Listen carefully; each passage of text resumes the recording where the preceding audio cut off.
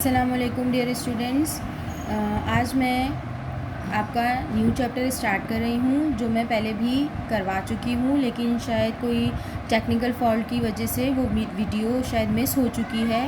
तो इससे पहले आप लोगों को मैंने लाफ्टर पोर्शन की वीडियो अपलोड करवा दी थी जिसकी वर्किंग आप लोगों ने होपफुली डन कर ली होगी। अब जो है हम अपना न्यू चैप्टर स्टार्ट करेंगे जो कि है स्कूल मास्टर। आप लोगों का जो न्यू यूनिट था वो था स्कूल डेज़। ओके, कोई प्रॉब्लम नहीं है। अगर आप लोगों ने लाफ्टर पोर्शन की वर्किंग पहले कर ली है तो कोई प्रॉब्लम नहीं है, आप लोग लाफ्टर पोर्शन की वर्किंग ही रहने दें। और उसके बाद जो है आज जो मैं चैप्टर आप लोगों को एक्सप्लेन कर रही हूँ उसकी वर्किंग आप उसके बाद कर लीजिएगा, उसमें कोई प्रॉब्लम नहीं है, मैं चेकिंग कर लूँगी उसकी। किसी का भी कोई भी काम जो है वो गलत नहीं होगा। अब यहाँ पर मैं आपको दोबारा से ये चैप्टर एक्सप्लेन कर रही हूँ जो कि है स्कूल मास्टर। ये एक क्लासिक फिक्शन है, यानी एक फिक्शनल स्टोरी है, ये इमेजिनरी स्टोरी है। इसमें क्या है, Charles Dickens is a famous 19th century English writer. In many of his novels he wrote about school. यानी जो चार्ल्स डिकेंस हैं उन्होंने 19th सेंचुरी में बहुत सारे जो हैं वो राइटर्स लिखे हैं, नॉवेल्स लिखे हैं, बहुत अच्छे राइटर हैं वो। और उन्होंने ज़्यादातर अपनी जो राइटिंग है वो किस पे लिखी है, वो स्कूल्स पे लिखी हैं। He taught many schools in England were harsh and he wanted to tell his readers how bad some schools वर।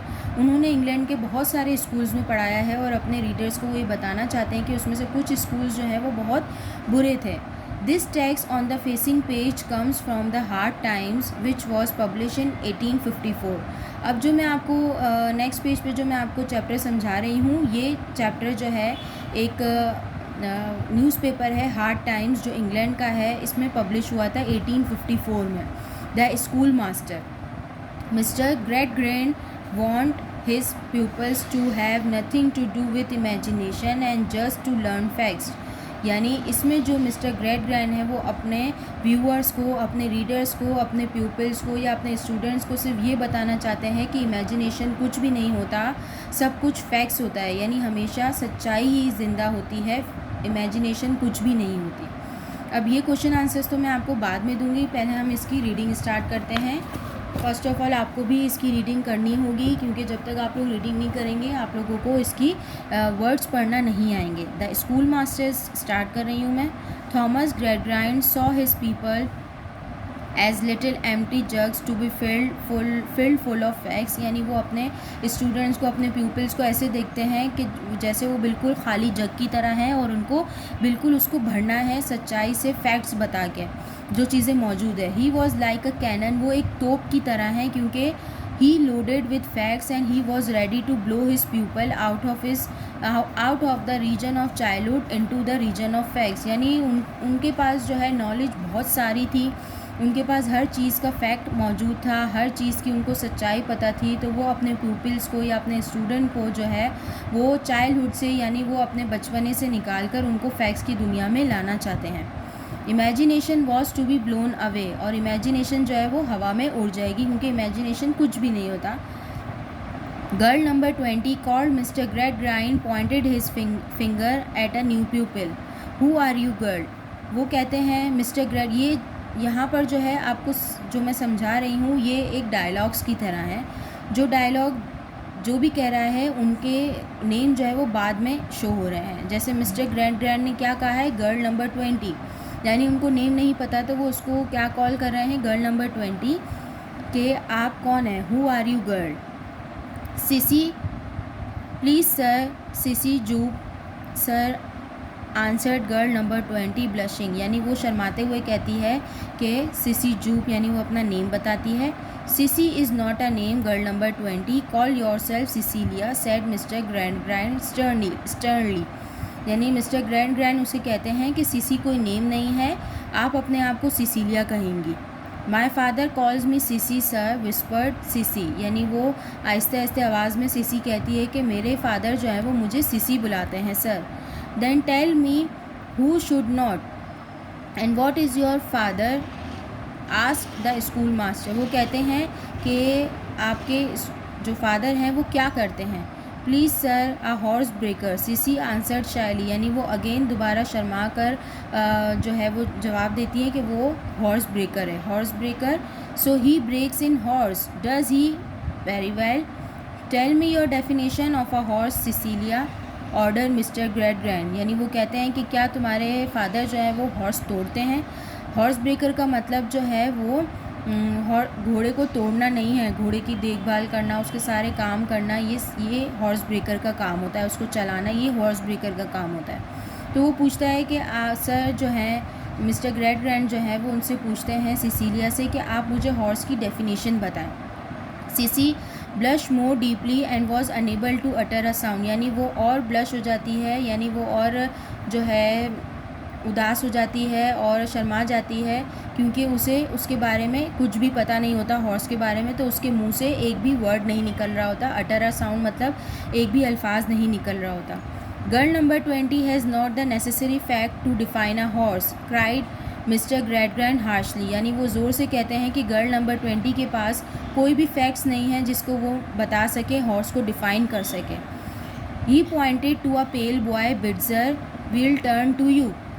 यानी वो दूसरी तरफ एक और जो है वो बॉय बैठा होता है जिसका नाम है बिड्जर.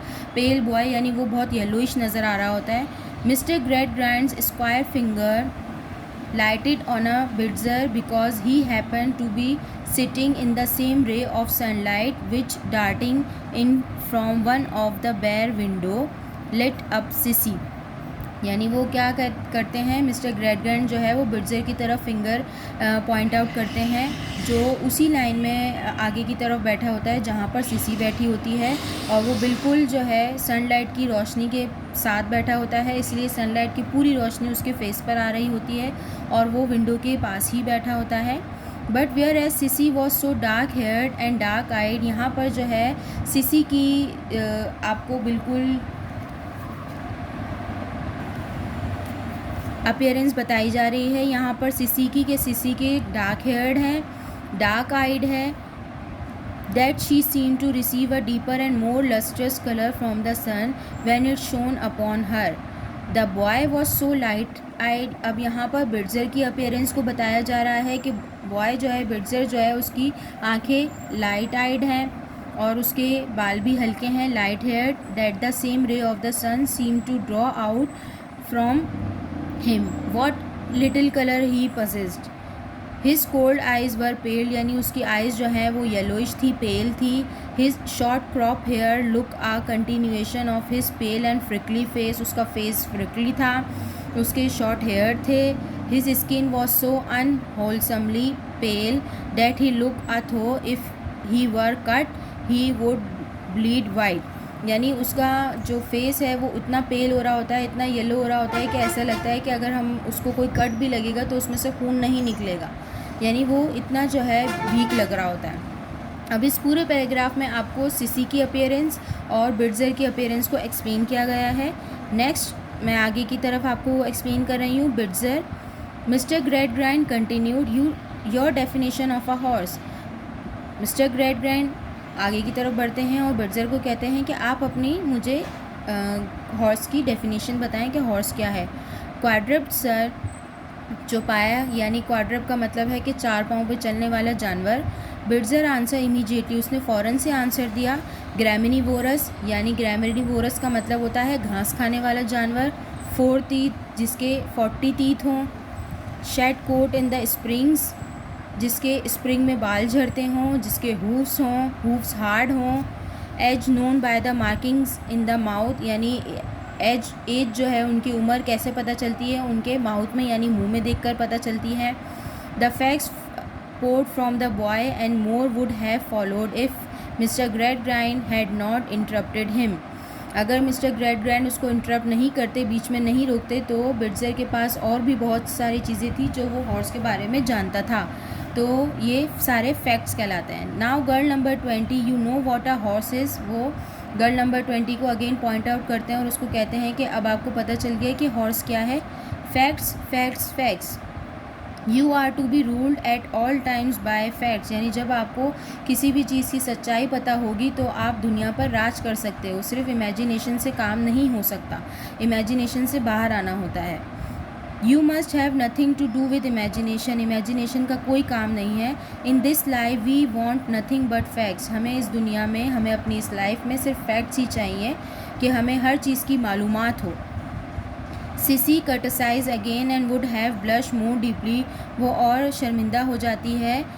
If she could have blush more deeply than she had blush all this time, वो कहते हैं कि अगर तुम हमेशा ऐसे ही शर्मिंदा होती रहोगी तो हमेशा शर्मिंदा ही होती रहोगी, कभी भी सर उठाकर जो है अपने ऊपर कॉन्फिडेंस से जो है वो आगे नहीं बढ़ पाओगी। अब यहाँ पर मैंने आपको ये पूरा चैप्टर एक्सप्लेन कर दिया है। अब मैं अपनी नेक्स्ट वीडियो में आप लोगों को इसकी वर्किंग बताऊँगी। टिल देन अल्लाह हाफ़िज़।